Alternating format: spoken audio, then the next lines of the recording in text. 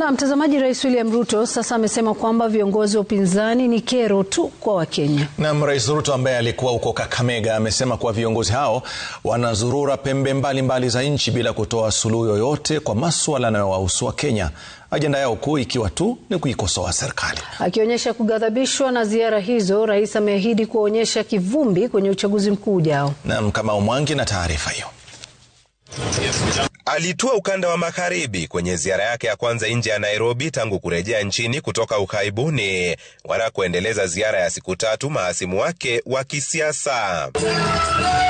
Rais William Ruto akitumia hafla ya uzinduzi wa shirika jipya la akiba na mikopo la Shirikiana katika chuo kikuu cha Masinde Muliro huko Kakamega kueleza kukerwa kwake na shughuli za upinzani anazozitazama kama kelele za debe tupu. Ukiwasikiza wakitembea na huku wanasumbua watu.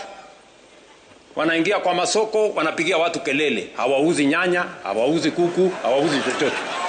Wameenda huko na loudspeaker kupigia watu kelele. Rais Ruto hakukomea hapo. Wanaenda huko kanisani, hao si wa members wa kwaya, sio wahubiri, hawatoi shuhuda, ni watu ya kwenda kusumbua watu kanisani. Wanaenda huko kwa mazishi, hata hawajui nani amekufa, anaenda kupigia watu kelele huko.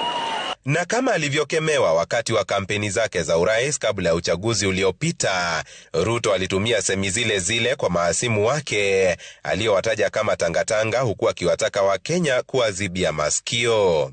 Rais akisema hawana suluhu yoyote kwa changamoto zinazolikabili taifa. Na ni watu ambao hawana track record yoyote. Mtu kama umezunguka, umekuwa waziri ya kila kitu, umekuwa katika serikali miaka 50, una chochote.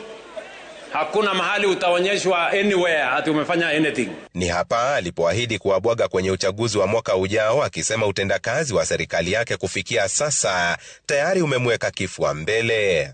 Kiburi mingi, matusi mingi,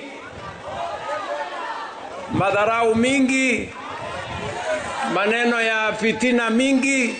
Wale watu wako chini sana bana. Hawa watu watakutana na sisi. Rais Ruto aliendelea kupigia debe miradi aliyofanikisha na kuwataka Wakenya kumweka kwenye mizani kwa kuzingatia aliyofanya. Wewe ni rafiki. Kama Mwangi, runinga ya Citizen.